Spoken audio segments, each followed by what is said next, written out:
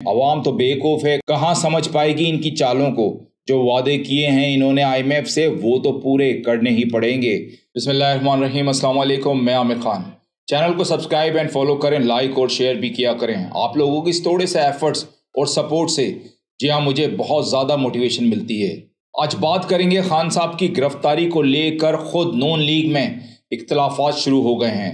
جی ہاں، نون لیگ کا ایک گروپ عمران خان کی گرفتاری کے خلاف ہو گیا ہے اور ان کا کہنا ہے کہ عمران خان کی گرفتاری سے جو رد عمل آئے گا اس سے آنے والے الیکشن میں نون لیگ کو مزید نقصان ہوگا۔ جی ہاں ناظرین، انہیں بھی اب سمجھ آ چکا ہے کہ عمران خان کی گرفتاری سے انہیں نقصان نہیں بلکہ نون لیگ ختم ہونے جا رہی ہے، کیونکہ آپ یہ دیکھیں جس پر 200 کیسز ہوں وہ ڈٹ کر بھی نہ کسی بیماری کا بہانہ نہ کسی تکلیف کا بہانہ وہ فیس کر رہا ہے، اور جس کے اوپر ایک کیس بھی ہے وہ اس ملک سے بھاگا ہوا ہے۔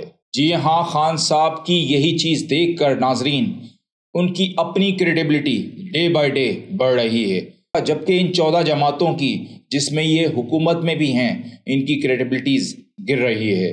اب عوام کو سمجھ آ چکی ہے اور ساتھ ساتھ عوام میں مزید ان کے لیے نفرت پیدا ہوگی، جس کا فائدہ PDM کی دیگر جماعتوں کو ہوگا۔ جی ہاں، دوسرا گروپ عمران خان کی گرفتاری چاہتا ہے اور اس گروپ کی خواہش یہ ہے کہ نواز شریف کی طرح عمران خان کو بھی اس بار الیکشن کیمپین کرنے کی اجازت نہ دی جائے۔ تاہم ابھی تک نون لیگ خود یہ فیصلہ نہیں کر پائی ہے کہ عمران خان کو گرفتار کیا جائے یا نہیں۔ جی ہاں ناظرین، کیونکہ 14 جماعتیں اور ان کے سہولت کار مل بیٹھ کر ہی فیصلہ کر پائیں گے آخر خان کے ساتھ کرنا کیا ہے، جبکہ پہلے بھی عمران خان کی گرفتاری پر پیپلز پارٹی نے سارا ملبہ شاید آپ کو یاد ہوگا نون لیگ پر ڈال دیا تھا، اور بلاول بھٹو زرداری نے اسمبلی میں کھڑے ہو کر کہا تھا کہ عمران خان کو اسلام آباد ہائی کورٹ سے گرفتار نہیں کرنا چاہیے تھا۔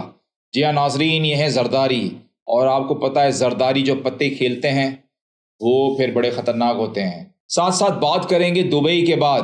جی ہاں، دبئی کے بعد اب لاہور بھی ملاقاتوں کا ہب بنا ہوا ہے۔ وزیر اعظم شہباز شریف نے گزشتہ روز اپنے پرانے اتحادیوں اور کچھ نئے سیاسی کھلاڑیوں کے ساتھ ملاقاتوں میں وقت گزارا۔ جی ہاں، آپ لوگ سمجھ تو گئے ہوں گے لیکن میں بتا دیتا ہوں، ان کے پرانے اتحادی آصف علی زرداری اور نئے اتحادی جہانگیر ترین سے ملاقات میں مصروف ہیں، کیونکہ حکمران اتحاد آئندہ عام انتخابات کے وقت کے ساتھ ساتھ نگران حکومت کے قیام کے حوالے سے اتفاق رائے پیدا کرنے کی کوشش کر رہا ہے جو انتخابی عمل کی نگرانی کرے گی۔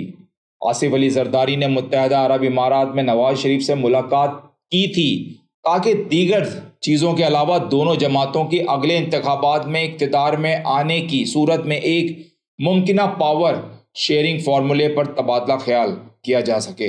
جی ہاں ناظرین، دونوں قائدین نے اپنی مرضی کا نگران وزیر اعظم لانے پر اتفاق بھی کیا تھا۔ جی ہاں، آخر میں آپ کو بتانا چاہوں گا، حکومت کا 3 بڑے ہوائی اڈوں کے بجائے فی الحال اسلام آباد کو تو گروی رکھتے ہیں۔ جی ہاں، اسلام آباد ایئرپورٹ 12 اگست تک آؤٹ سورس کر دینے کا فیصلہ کیا ہے۔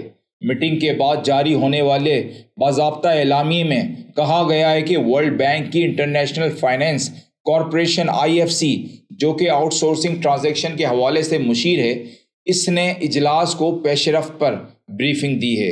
اجلاس میں مسافروں کو خدمات کی فراہمی کو بہترین بنانے کے لیے اسلام آباد انٹرنیشنل ایئرپورٹ کی آؤٹ سورسنگ تیزی سے مکمل کرنے پر اتفاق کیا ہے۔ جی ہاں ناظرین، یہ بتاتا چلوں میں آپ کو کہ یہ آؤٹ سورسنگ بقول اسحاق ڈار صاحب کے کیوں دی جا رہی ہے، کیونکہ غیر ملکی زر مبادلہ کے ذخائر کی سخت کمی کا سامنا کرنے والی حکومت بڑے ہوائی اڈوں کے آپریشن کو آؤٹ سورس کرنے کی کوشش کر رہی ہے۔ وزیر خزانہ آؤٹ سورسنگ کے لیے غیر ملکی آپریٹرز کے ساتھ معاہدہ کرنے کے لیے بنائی گئی کمپنی کے متعدد اجلاسوں کی صدارت کر چکے ہیں اور کر رہے ہیں۔ جی ہاں، ساتھ ساتھ میں یہ بھی بتانا چاہوں گا کہ عالمی ایویئیشن ریگولیٹرز کو اگست میں PIA کی امریکہ، برطانیہ اور یورپ کے لیے پروازوں کی بحالی کے لیے ضروری آپریشنل سسٹمز اور معیارات کی زمینی جانچ کے لیے انسپیکٹرز بھیجنے کی اجازت دے گی۔ اس ڈیڈ لائن کو پورا کرنے میں ناکامی کے نتیجے میں انسپیکشنز ہونے میں تقریباً 1 سال کی تاخیر होगी। जी हाँ नाज़रीन, आपको शायद याद हो ना हो, लेकिन सन 2020 में पाकिस्तानी पायलट्स की प्रोफेशनल डिग्रियों और तैयारों के हिफाजती मेयारात से मुतालिक तनाज़े के बाद इन ममालिक के लिए PIA की परवाज़ें 2020 से मुअत्तल हैं।